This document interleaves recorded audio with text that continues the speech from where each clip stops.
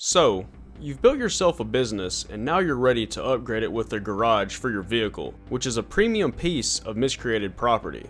Well, you've come to the right place. In this video, I will show you how to create a garage with several tips along the way.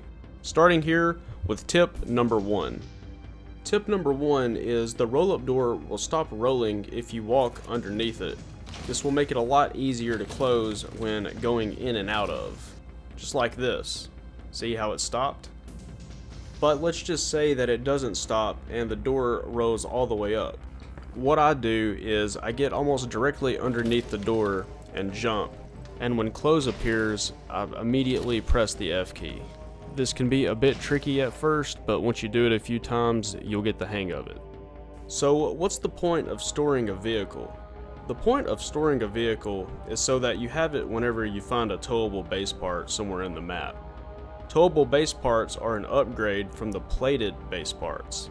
It costs 8 C4 to blow up a towable door, and it costs 2 C4 to blow up a regular plated door.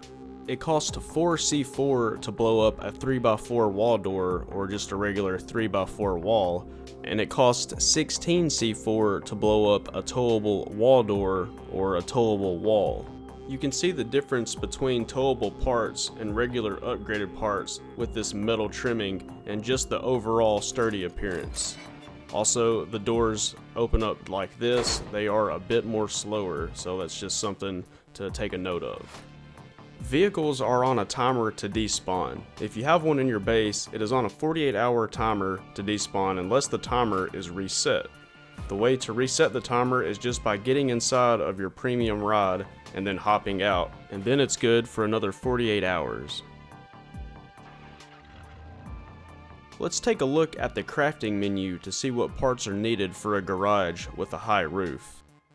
To make the roof, you will need 2 3M columns and 1 4x4 roof. The column tab is found under the structures tab, and there are no guides required to make columns. The next thing to make is the 4x4 roof, which the roof's guide is required in order to craft one. Roofs are tricky to place as they rely on columns to hold them up. If you have a taller vehicle such as the semi-truck, 5-ton army truck, or the SWAT rig, you'll need to make a taller garage door. The frame for this door can be found in the Walls tab.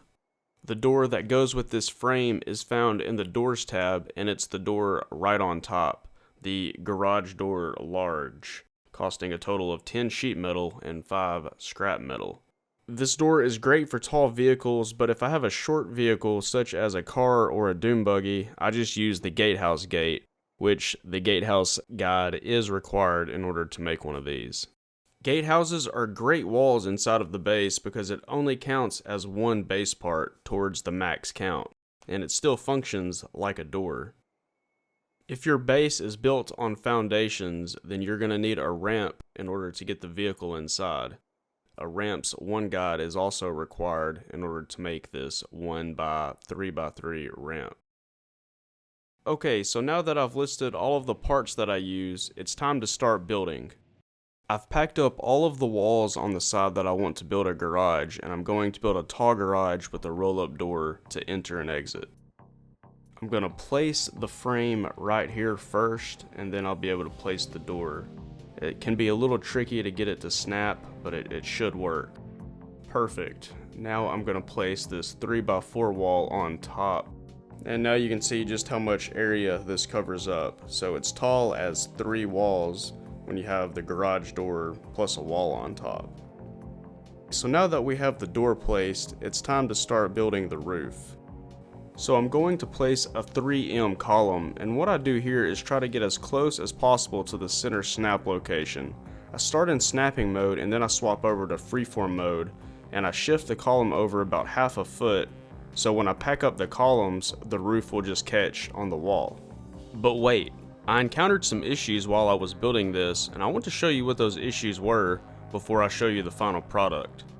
The first issue was I couldn't place this roof on top of 3 columns. It had to be placed on 2 columns. I tried to elevate myself here with some 3x4x4 platforms, and it still didn't work. So I made my way to the roof of my base, unpacking things as needed until I finally made it to the top. And I tried placing it again, which it still didn't work. One reason that it didn't work could have been the column was placed too close to the wall. Another reason could have been my plot sign was not elevated enough to reach placement this high. I went with both of these options and I just started over and placed it on the second column, which is high enough for all of the vehicles and still allows for another room, such as an area for a wall window. If you try this, then you will more than likely have to pack up parts and replace them if the roof doesn't catch on the wall the first time. Remember that if you pack up a part that is supporting something, that other item will have to fall down, and if it lands on the packed item, it will delete it and throw it into the glitch void forever. Patience, business associates. I'm standing on top of stairs on a 3x4x4 platform to elevate me because I was having issues on the foundation. There wasn't enough reach to make it snap. Finally, when I got a little bit of height, I was able to make it snap really nicely, and now is the moment of truth. I'm gonna pack this up, and it's not moving, so that's how you know that it's gonna work. I only recommend doing this for areas that are going to be used for vehicle storage. The 3x4x4 platform is still my favorite roof system for the base structure. Once you know the roof is gonna sit still in that spot, you can pack everything up and enjoy your luxury space. And remember what I said, if an item falls on top of a packed item, it gets deleted, and I just lost a platform there. That was my first roof, and now I'm going to skip to the third and final roof so you can see the finished garage. Okay, I'm going to start with a 3M column in snapping mode so I can square up with the snap placement. And once I figure out that I'm square enough, I'm gonna just test it one more time, and then I'm gonna turn it back in freeform mode, and then this is where I'm gonna place it. Okay, so now I'm gonna turn it back into snap mode and place the second column, and then run up here and try to place this 4x4 roof. It snaps, so that's perfect. Hopefully when I pack up the column, the roof stays in place, and then this will be complete. The reason why I'm running down here to pack up this column is because if I pack this column up and the roof starts falling down and hits me, then it'll kill me instantly, and I don't want that. So there we go, it's not moving, it's complete. Now it's time to add a wall in this spot right here and upgrade everything. This is going to be a tricky area to cover up because if something is on top of a gatehouse and not supported by a platform, it's possible it will fall down and get deleted. So what I'm going to do is place a 3x4x4 platform and go on the other side of the gatehouse and place a 3x4 wall on top. This will be okay for something as tall as the Doom Buggy, but if you find something taller than the Doom Buggy, then you will have to pack up this platform and 3x4 wall to get the taller vehicle inside. One quick tip is to not have your vehicle on an outside layer of your base. Utilize the gatehouses as a way to navigate your vehicle to a concealed room. And remember that you do have to pack up this platform if you're wanting to move a taller vehicle inside. Now that I have everything placed, it's time to upgrade these parts to plated. I have 41 sheet metal in my inventory, and the gatehouse cost 16 sheet metal. So I'm going to upgrade this gatehouse, and let's see how many I have left. I have 25 sheet metal, so I have just enough for this wall, which is going to be another 16.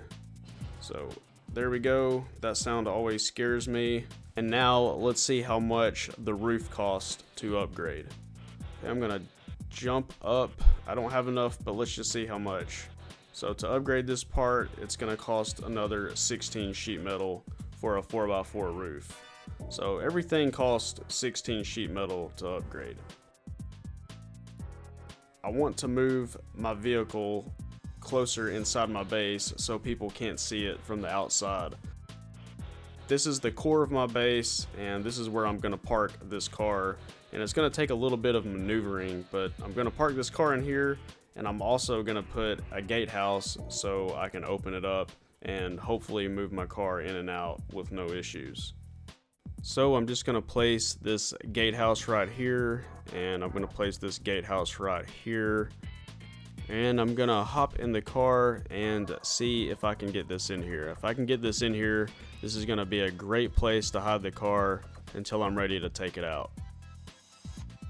It looks like this is gonna fit right here, and this really looks like a real garage for a home or maybe a business. If you have a platform on the first story like I have here, it's possible to die when you exit the vehicle. Later on, I will make the roof taller to prevent death. Now that I have these gatehouses placed and I know the vehicle can fit inside, I'm going to upgrade these to plated, and it will further complicate things for the raiders. So I'm going to upgrade this, and let's just take a peek and see what it looks like inside of the garage. And you can see that it's in the core of my base and it's not on the outside. So I'm going to upgrade this, and now this is complete. Since I put the car in the middle of my base, I've now opened this garage up for a taller vehicle.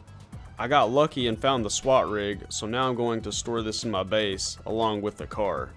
The way that I like to store this is I like to back the SWAT rig up into the base so I can just pull out later on. I still have a platform and a wall blocking the way for the SWAT rig, so I'm going to have to pack those parts up. It's worth it to do this if you can obtain possession of the SWAT rig, because the SWAT rig is very powerful as it is bulletproof, and that can come in handy in Miscreated. So I'm gonna back the SWAT rig into my base, and whenever I'm ready to leave, it will be as easy as opening up the door and deploying out. So now that you know what I've told you in this video about garages and vehicles, it's time for you to build a base and obtain a vehicle so you can hunt down towable base parts and make your base too much of a headache to raid. When the day comes that you find a vehicle and a towable base part in the world, you have to back up to the base part and scroll down on the mouse wheel on the vehicle to give the option to attach a tow cable. Then you bring the part to your base, and then you scroll down on the mouse wheel again on the vehicle to detach the towable cable, just like this. And now it's ready to be placed. The difference between one of these walls and a regular wall that you upgrade with sheet metal is a towable wall costs 16 C4 to blow up, and a regular wall costs only 4. I hope you found some useful information in this video. If you know any tips regarding anything about Miscreated, feel free to leave it in the comments below. Thank you for watching, and I'll see you in the next episode.